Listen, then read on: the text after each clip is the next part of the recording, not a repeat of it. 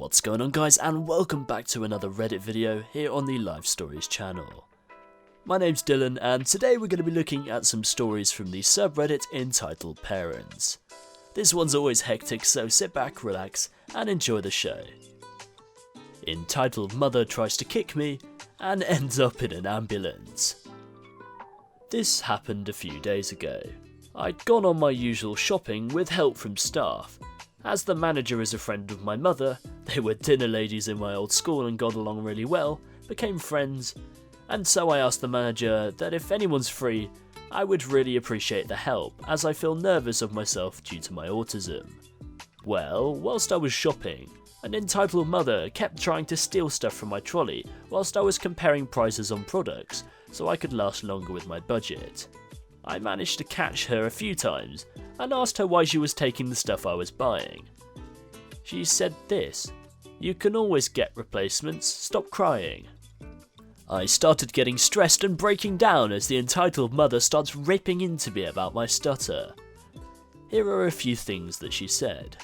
"Stop talking. You're like a broken record. Are you retarded? Do you need help to talk? You're pathetic." I started sobbing and my manager is called over the radio. The Karen is told to leave me alone and that if she keeps bothering me, she would be banned for harassing a disabled girl. Karen calls Teresa the N-word and a snitch and then leaves. I managed to get myself together after Teresa and the manager helped me calm down. Teresa gets approval from the manager to run my trolley through to get the stuff on my shopping list. I always make a list before I get on the bus to the shop, whilst the manager kept me company at the customer service tills. Teresa came back after about 5 minutes and helped me run through the items through checkout, with the manager taking 10% off my total as a discount for not losing my temper at the entitled mother we encountered earlier. A taxi was called for me and I waited outside in the parking area next to where the old Blockbuster used to be. I still miss that place. Teresa comes out to make sure I'm doing okay, and my eyes were a bit puffy and my face a bit red. The entitled mother from earlier comes to the parking area, apparently waiting for her boyfriend, and spots me. "You," she screeches in a pitch so bad my ears were ringing. "You little bugger. You caused me so much blooming trouble tonight. I'm gonna mess you up." What she forgot was that I was sitting/leaning on the edge of one of those pole things on the edges of parking areas. As soon as I moved when she went to swing a kick at me, a crunch was heard. She broke her blooming foot. I started laughing at how stupid she was for doing that, and Teresa scolded me, telling me that whilst it was a bit funny, it wasn't the right time to laugh. The entitled mother is screaming for help and crying, "Assault!" An ambulance was called for her, and she started screaming that she would see me in court. I started losing it a bit due to the stress making my emotions go haywire, and I pulled away further down the parking area while she's treated to first aid while waiting for the ambulance. The ambulance takes her away, with police being called as well. The manager had shown the police the CCTV footage of the parking area, showing that all I did was dodge her. The entitled mother tried kicking me. The police chuckled a little bit and asked to talk to me. I got help to call my aunt, who we will call Mandy, and she got the report from the manager. Mandy became my appropriate adult, I think it's called. She helped me answer questions when I struggled to get my words out. The police were done in about 10 minutes. Mandy offered to take me home instead of paying for a taxi, and I felt guilty about the taxi, but said yes. I hugged the manager and climbed in the back of Mandy's car after loading my bags into the boot/trunk. I love my auntie Mandy. Also, manager, if you're reading this, thank you for taking care of me. I'm sorry you had to tell my mum what happened. Still, I hope you're doing great. Love you, Roxy. Her nickname, not her real name. Imagine being so entitled that you try to kick somebody and break your foot and blame them for the assault and call the police on the way to the hospital. That's a bruh moment. Kid drills me in the back with plastic balls.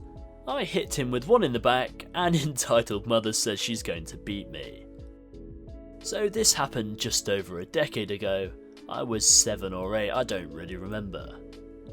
So I was at one of my best friend's birthday parties and we were having a great time. We were at this large indoor facility that had a 2 to 3 story jungle gym thingy, kind of like the ones at the fast food places, but way better and way bigger. One thing that this place had was 2 different ball pits on the main floor. With little kids and these plastic balls, you can always assume there was going to be throwing of said balls and battles between different groups. That said, these battles had unspoken rules. You only peg people who are involved, and when a ceasefire is called, you stop. For the most part, these rules are followed. So, me and my friends were running around having a good time. We'd been chilling in the larger ball pit for a while, burying each other was also a common, when a bullfight broke out between 2 other groups. At first we stayed clear, but after one group beat the other, they decided to come at us. This is very unusual, as there was no discussion about it between the groups. I know, civil for little kids. This is probably the best place to tell you that the bullfights are not limited to just the ball pits. They cover everywhere except for the area where the parents are sitting. Anyways, I was currently in the process of being buried when this group of kids, probably about 12 to 13 of them, and us about 7 to 8, started a bullfight with us. The biggest kid out of the group started to do so by walking or wading through the balls up to me and pegging me in the face with 3 balls. They were a hard plastic and from a short distance they hurt. Now, even as a little kid I had the mindset that I ain't no bitch. Rather than crying to the parents that were watching us, I'm gonna get him back. Maybe not the best idea I ever had, but I was a little kid. He ran off and I scooped a bunch of balls into my shirt, you know how, and started chasing him. The play area was pretty complex and I didn't have the best hand-eye coordination yet, so I ran out of balls without hitting him. Luckily, because this happens often enough, there are balls everywhere. He takes the wrong turn on the bottom level and hits straight away. At this point I filled up back on balls. I start getting closer to him and drill him with a couple in the back, from long distance mind you, so probably not that hard. Surprisingly, he starts crying and runs off. At that point, I'd got back at him and was content with leaving it there. Me and my friends started playing in the ball pit again, and see him and some of his friends on the other side of it. He had his shirt lifted up and they were pelting him in the back with balls. I didn't really think about what this could possibly mean, and when we were done I was going to go and get lunch and the concessions, and we saw the kid with a woman I can only assume was his mum. He started tearing up, lifted up his shirt and talked to his mum and pointed at me. His mum came storming over to me and shouting about how she was going to beat me for hurting her child. Me and my friends just ran back into the play area after sticking our tongues out at them, got her really there, and didn't see them again. Was I partly at fault? Probably. Did this mum even know what happened? Probably not. Let me know though. Well, a 7-year-old won a battle against a 13-year-old. It's not the size of the dog in the fight, it's the size of the fight in the dog. Entitled mother tries to school me about my cat and threatens to take him. So I have a cat named Enchilada, and he loves to go outside on the back porch / pool area. He goes outside, hunts for lizards, suns himself, and usually comes back inside. When he wants to go back inside, he'll meow super loud. Well, I guess our neighbour that lives directly behind us heard him today while she was outside in her pool, because when I let Enchilada out again, he goes out like 4 to 5 times a day, she was standing on her back porch facing me with a nasty look on her face. Me, hey entitled mother, how can I help you? I'm good. Say, I heard your cat screaming earlier and I wanted to make sure it was okay. Oh, he's fine. He just meows at us when he wants to go back inside. Why don't you let him out in the first place? He's a house cat, yes? They don't go outside. That's how they become feral. Well, he was feral when we got him. We took him in after a friend of ours found him living under a house, but he likes being outside. That can be considered abandonment. You can't just leave him outside. Look, he doesn't have a collar on him.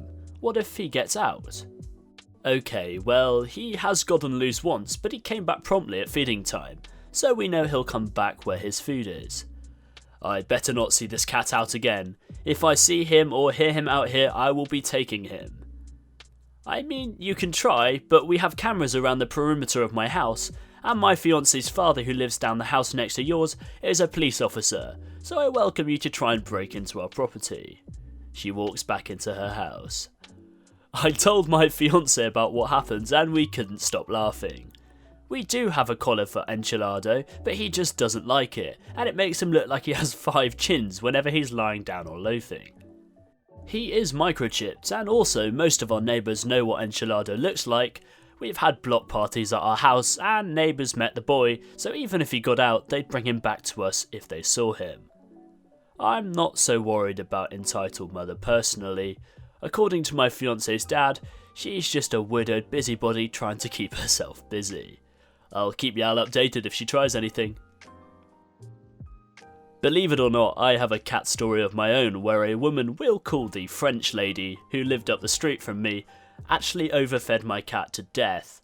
It's quite a sad story, but if you guys want, I can tell it in the next episode. I'm a school bus driver.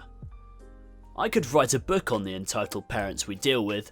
School bus rubbish could be its own subreddit. Here's a few short ones. The parent approaches the bus in the morning as the student's getting on. My daughter is crying every night getting off the bus because her seatmates and her aren't getting along. So I allow the student, 2nd grade girl, to sit with whoever she wants. She says she's happy with new seat girl. No issues that evening. The next day the parent returns, irritated, and says the daughter was crying again and that I'm no good at assigning seats. She says she's calling the school. I told her that I let her daughter pick her seatmate and she's sitting with the kid that she picked, and she says she's happy. I haven't seen the mum since then. She hides in the house and sends the kid out. I had the HS girl's mum call the transportation centre to complain that I didn't go 5 minutes off route to drop her daughter off at the driveway instead of her bus stop in the afternoon.